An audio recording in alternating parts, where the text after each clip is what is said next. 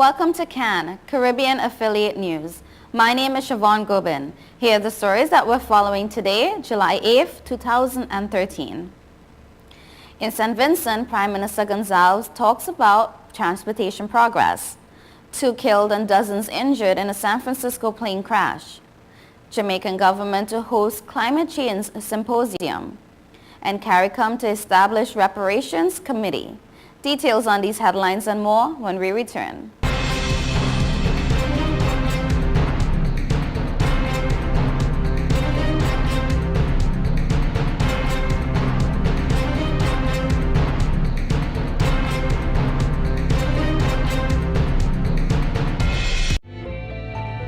5 million customers use Leica Mobile for affordable international mobile calls, connecting over 2.5 million mobile calls daily, helping our customers stay in touch with their loved ones, whether they be in Asia, Africa, Europe, or the rest of the world. Every 5 seconds, a new Leica Mobile customer joins our growing family, helping you to make affordable international calls across the world. Leica Mobile. Call the world for less.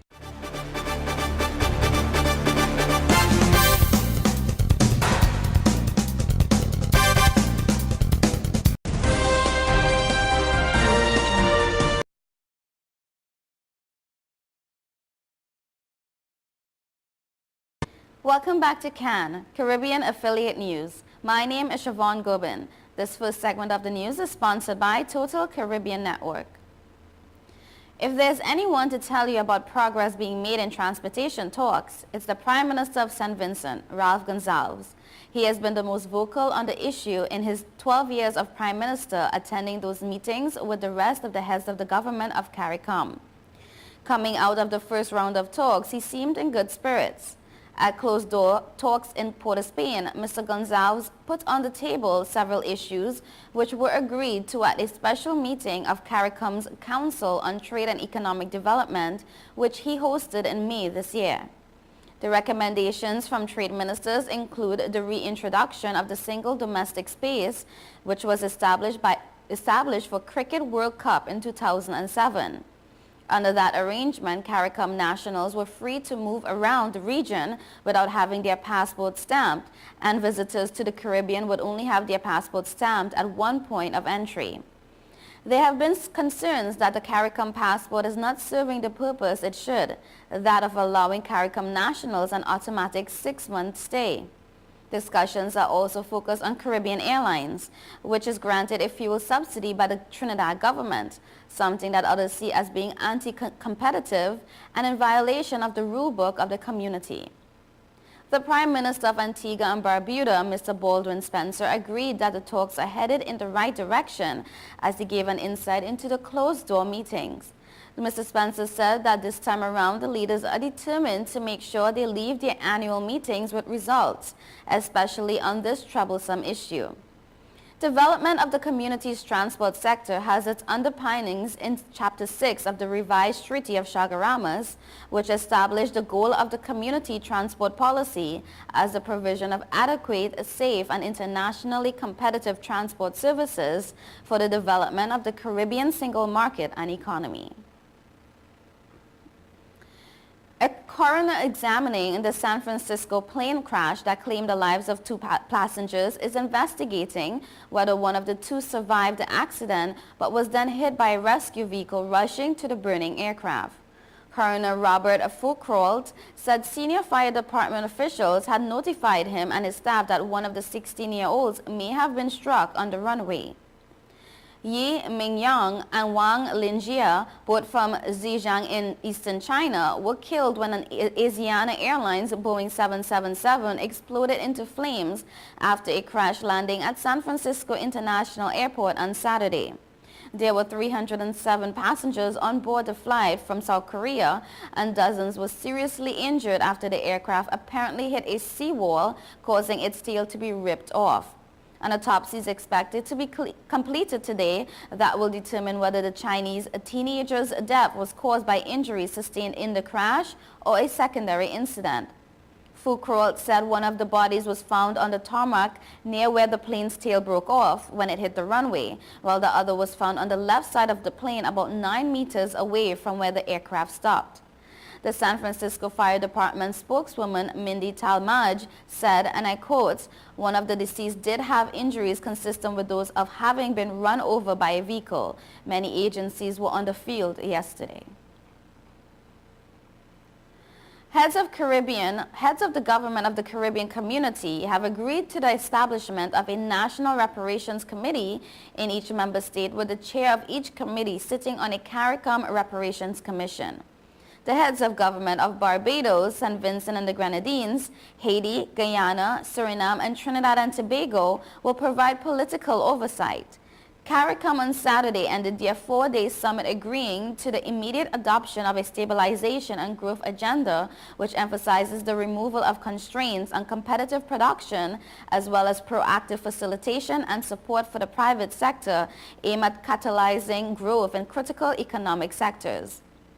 CARICOM chair and host Trinidad and Tobago Prime Minister Kamala Persad-Bissessar, speaking at the end of the summit news conference, told reporters that the regional leaders addressed the issue of the future of CARICOM economies and agreed to deepen the regional framework for growth and development through the pursuit of a development path which engenders inclusiveness of all stakeholders.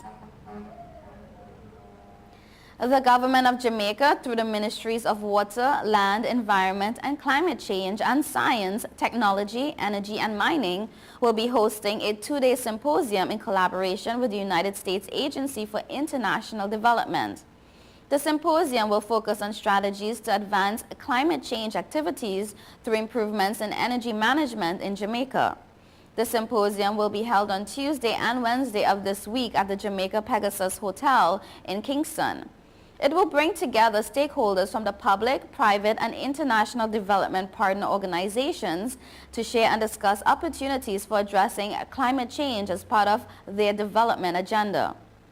Philip Paulwell, Minister of Science, Technology, Energy, and Mining, will open the symposium. Also scheduled to attend the event are Ian Hales, State Minister in the Ministry of Water, Land, Environment and Climate Change, and Denise Herbal, USAID Mission Director in Jamaica. Leader of opposition business in the Senate, Arthur Williams, has come out swinging against an assertion by sections of the media that parliamentarians have moved to protect their own by refusing to accept the Sullivan Principle. According to Senator Williams, there were also claims that the Sullivan Principle was rejected, which in effect ensured that an incumbent press has to scale high hurdles in unmasking those who misuse their office or abuse public trust. The landmark U.S. Supreme Court case, New York Times CO versus Sullivan, extended the First Amendment's guarantee of free speech to libel cases brought by public officials. The Supreme Court sought to encourage public debate by changing the rules involving libel that had previously been the province of state law and state courts. The U.S. Supreme Court held that debate on public issues should be uninhibited, robust, and wide open, and that it may well include vehement, caustic, and sometimes unpleasantly sharp attacks on government and public officials. However, Senator Williams, while contributing to a debate on the defamation law in the Senate on Friday, contended that the only hurdle that the media should scale was that of truth. And I quote, "There is no encumbrance to the media in asking for the truth to be told about you, even though you are in the species of someone who has put yourself up for public office," Senator Williams added. He argued that many countries that did not accept the Sullivan Principle but retained the Reynolds Principle had no difficulty in unmasking those who misuse their office or abuse public trust. You are watching Caribbean Affiliate News. We will be right back.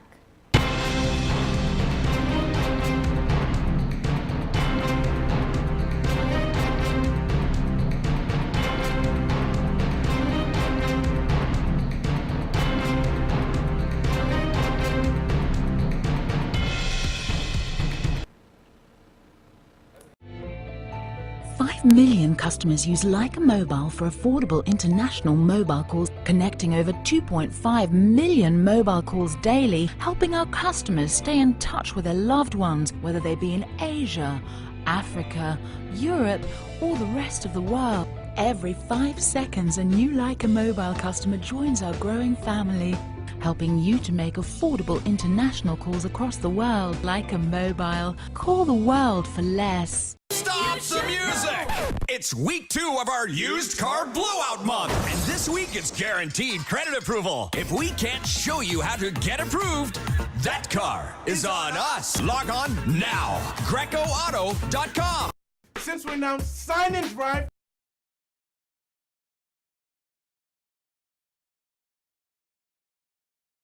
whoa! New Accord is zero out of pocket for $249 a month, or new Civics just $199 per month, or save thousands with 0% financing. You never had to leave the Bronx to get the best price on the Honda. Bronx Honda guarantees the lowest price in the Bronx. Bronx Honda, East Tremont Avenue. Visit BronxHonda.com. I can't believe your mom let you take your car out. This is awesome. It's time to grow up. You're crazy. Little while Go faster. Stop. it'll all be alright. I raised my son to be careful, Hey, sweetie. but just to be safe, So don't you worry. I got a Subaru. Love. It's what makes a Subaru a Subaru. Coleman Subaru, 1710 North Alden Avenue, Ewing, New Jersey, or ColemanSubaru.com.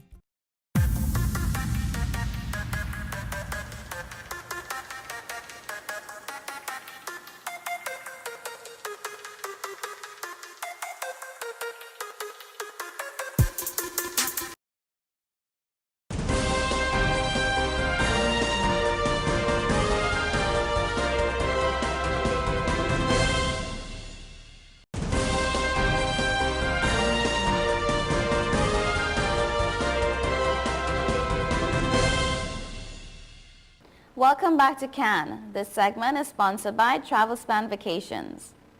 Minister of Agriculture Roger Clark has lashed out at the police force for what he says is its failure to effectively deal with the issue of predial larceny. With farmers losing millions of dollars each day to robbers he once dubbed two-foot puss, Clark is adamant that the police are not taking a structured approach to the problem. According to Clark, if a way is not found to deal with a predial larceny, you can kiss agriculture goodbye. Clark told a Gleaner Editors Forum last week that even as his ministry considers several legislative changes to deal with the problem, the matter is essentially a police issue. And I quote, "When people break shop, you don't ask the Minister of Commerce to deal with it. You just say shop breaking and call the police. So why should it be that every time you hear about predial larceny, you say, oh, what is the minister doing? I don't have any answers of arrest," said Clark. He says, just like how we have the Financial Intelligence Unit and we have the Narcotics Unit, we want a unit in the police force to deal with the larceny. It is organized crime and it cannot be left to the Ministry of Agriculture to deal with that, added a clearly frustrated Clark. He said while the Agriculture Ministry will facilitate the police and will put the legal issues in place, the police have to do their work. The Agriculture Minister told editors and reporters that one change to be implemented by his ministry is to focus on the entities which buy the stolen farm produce. Clark's comments came days after Assistant Commissioner of Police in charge of operation, Ray Palmer, told the Sunday Gleaner that cops will not leave the nation's farmers to the mercy of these thieves. He pointed to predial larceny prevention strategy crafted by the police and the appointment of larceny coordinator and assistant coordinator in each police division. And I quote, "These officers are appointed to deal specifically with matters relating to predial larceny. Their functions include ongoing discussion with farmers to develop and implement crime-fighting strategies to deal with this problem," said Palmer. The veteran cop pointed to other initiatives of the JCF, including making the police stations available for farmer registration, patrols in farming communities, setting up farm watch programs, and discussing larceny matters at community meetings. Palmer also noted that the JCF partners with the Ministry of Agriculture at a strategic level in developing capacities and capabilities of farmers and the police by instituting training, improved public awareness, and accessibility to the farmers' database. He said for the first 5 months of this year, the police made 69 arrests and secured 15 convictions in connection to predial larceny. In addition, Palmer said the police over the 5 months conducted 854 inspections of receipts books, 223 farms visit, and 613 meetings with farmers. The emails are fake. Based on the documents before him, this statement has come from Acting Commissioner of Police Stephen Williams on the 31 emails read by Opposition Leader Dr. Keith Rowley into the Hansard in Parliament on May 20th. And I quote, "Those documents are purporting to be emails, but they are not. They are fake," he told the Express in an exclusive interview at Police Administration Building in Port of Spain last Friday. Pressed by the Express to explain this point, maintained that the emails were not authentic. The authenticity of the emails and their content have been the subject of political posturing by the highest office holders, Prime Minister Kamla Persad-Bissessar, Attorney General Anand Ramlogan, and Rowley.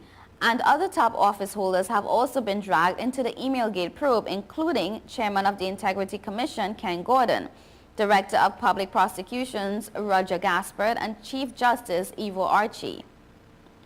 Even the top cop's ability and that of the Trinidad and Tobago Police Service to properly investigate the matter have been the subject of public debate amidst the 46-day-old police probe. The emails was only one facet of the police investigation. While their authenticity was dismissed by Williams, their content and alleged plot to cover up the Section 34 debacle, an attempt to bribe the DPP by using the Chief Justice to offer him the post of High Court judge, an attempt to intimidate a reporter working on the Section 34 fallout was not. And I quote, "But do those documents read by the opposition leader represent the content of emails or exchanges? That is what the police is looking into," he noted. Reporters understand that the emails in part represent intercepted conversations between individuals involved in the email gate. Williams chose not to comment on whether Rowley's document could be intercepted information. For now, he said Emailgate is not a criminal investigation, only a probe. And I quote, "There is no established criminal offense. A probe into the content of the emails should help us determine what offenses, if any, were committed. If there was an offense, no probe would have been necessary and the police would have acted," he explained. In his view, the only legal authority to have conducted such a probe was the police service and not the Integrity Commission. He noted that very often the Integrity Commission refers matters to the TTPS for investigation. He further dismissed the suggestion that any foreign entity could have conducted an independent investigation on Emailgate without the TTPS. And I quote, "That suggestion is so foolish and it's coming from people who are supposed to be intelligent. I repeat, the only legal authority to investigate this matter is the TTPS," said Williams. Questioned on whether there could be a perceived conflict of interest in him investigating the Prime Minister and the Attorney General, given that he sits in on meetings of the National Security Council with them, Williams said he was not a member of the NSC. When reporters pointed out that previous commissioners Dwayne Gibbs and James Filbert were members of the NSC, Williams said he was often asked by the chairman of the NSC, Prime Minister Persad-Bissessar, to brief the council, but he was not a member. In his view, any concern about him being partisan to the People's Partnership government is misplaced. He said in his